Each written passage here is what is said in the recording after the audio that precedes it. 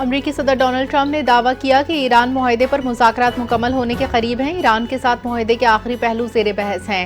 Iran deal کا اعلان جلد متوقع، مسلم ممالک کے رہنماؤں سے گفتگو۔ ایران معاملے پر کئی ممالک کے رہنماؤں سے بات چیت۔ معاہدے کے بعد آبنائے ہرمز کھول دی جائے گی۔ صدر ٹرمپ نے بتایا فیلڈ مارشل عاصم منیر سے بات کی۔ سعودی عرب، امارات، قطر، ترک، مصر کے رہنماؤں سے بھی بات کی۔ ایران افزودہ یورینیم کے ذخیرے سے دستبردار ہونے پر آمادہ، نیو یارک ٹائمز نے 2 امریکی حکام کے حوالے سے دعویٰ کیا۔ ایران جنگ کے خاتمے کے معاہدے پر تیار ہے، یورینیم ذخیرے کی تفصیلات بعد میں مذاکرات میں طے ہوں گی۔ ایران کے اعلیٰ درجے کے افزودہ یورینیم پر اہم پیش رفت، ایران نے معاہدے کے لیے بڑی شرط ماننے سے ظاہر کر دی۔ ایرانی حکام کی تاحال تصدیق نہیں، نیو یارک ٹائمز کا انکشاف۔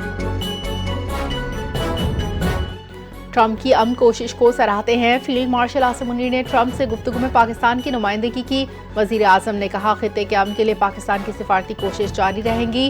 شہباز شریف نے فیلڈ مارشل کی کوششوں کو قابل قدر قرار دیا۔ مذاکرات کا اگلا دور جلد پاکستان میں ہوگا۔ امریکی صدر نے اسلامی ممالک کے رہنماؤں سے مثبت رابطے کیے۔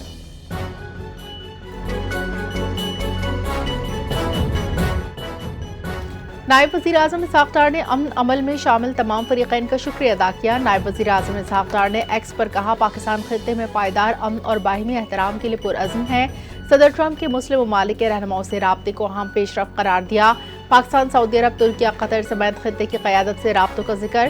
اسحاق ڈار نے امریکی ایرانی قیادت کو سراہا، تعمیری کردار، علاقائی تعاون کو حتمی پیش رفت میں اہم قرار دیا اور سفارتکاری پر زور دیا۔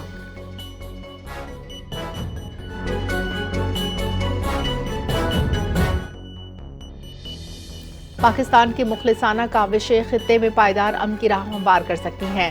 وزیر اعظم شہباز شریف فیلڈ مارشل عاصم منیر کی ثالثی کی کوشش قابل قدر ہے۔ ایرانی سفیر رضا امیر مقدم نے کہا نائب وزیر اعظم اسحاق ڈار وزیر داخلہ محسن نقوی نے خلوص کے ساتھ سفارتی کردار ادا کیا۔ ایرانی مسلح افواج کی ثابت قدمی، جرأتمندانہ مزاحمت نے مذاکراتی عمل کو تقویت دی۔ پاکستان کی ثالثی کی پہل اور مخلصانہ کوششیں بھی پیش رفت میں اہم سبب ہیں۔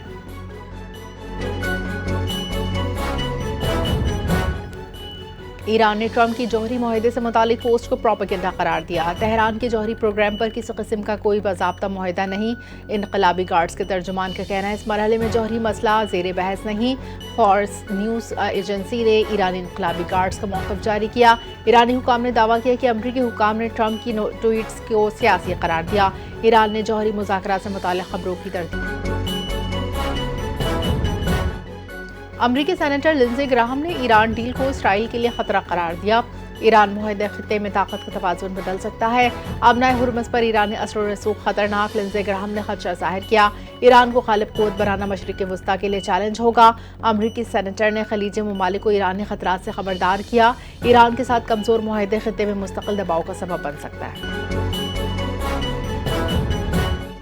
وائٹ ہاؤس کے قریب مسلح شخص کی فائرنگ، سیکرٹ سروس کی جوابی کارروائی، فائرنگ کرنے والا ملزم ہلاک، شناخت نثار بیس کے نام سے ہوئی۔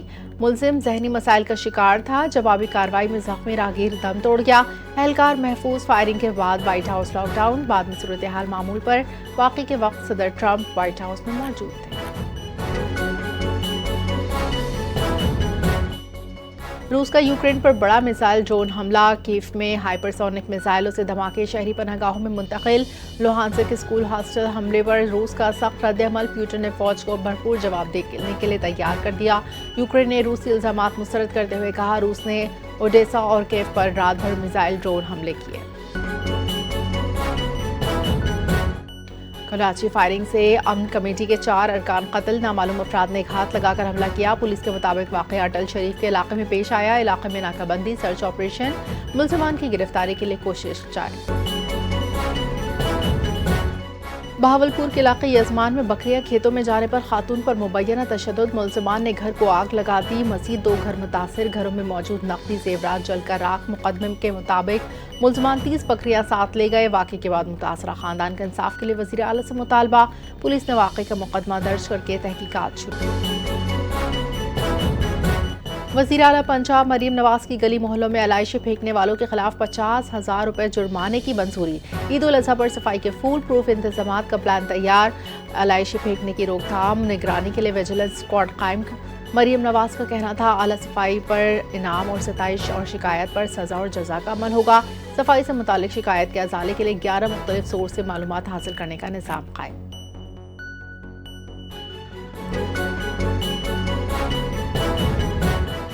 پنجاب حکومت نے عید الاضحیٰ پر 4 چھٹیوں کا اعلان کر دیا۔ 26 مئی سے 29 مئی تک عید کی چھٹیاں، نوٹیفیکیشن جاری، سرکاری دفاتر سمیت ادارے بند ہوں گے۔ اس سے قبل خیبر پختونخوا حکومت نے عید الاضحیٰ پر 4 تعطیلات کا اعلان کیا تھا۔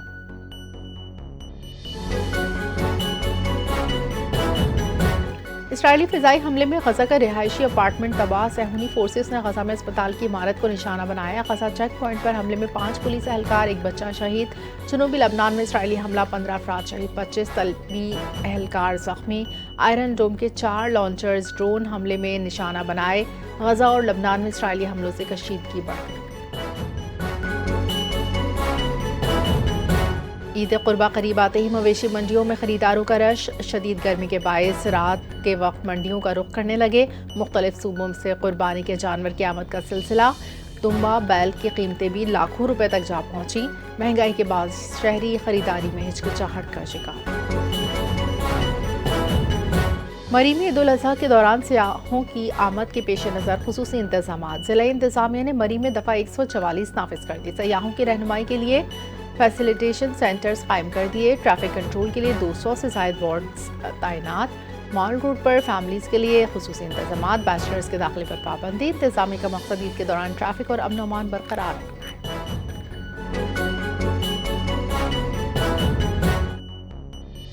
سندھ کے باسی ہو جائے ہوشیار، محکمہ موسمیات نے سندھ میں ہیٹ ویو کا خدشہ ظاہر کر دیا۔ 25 سے 31 مئی کے دوران درجہ حرارت معمول سے 6 ڈگری بڑھنے کا امکان۔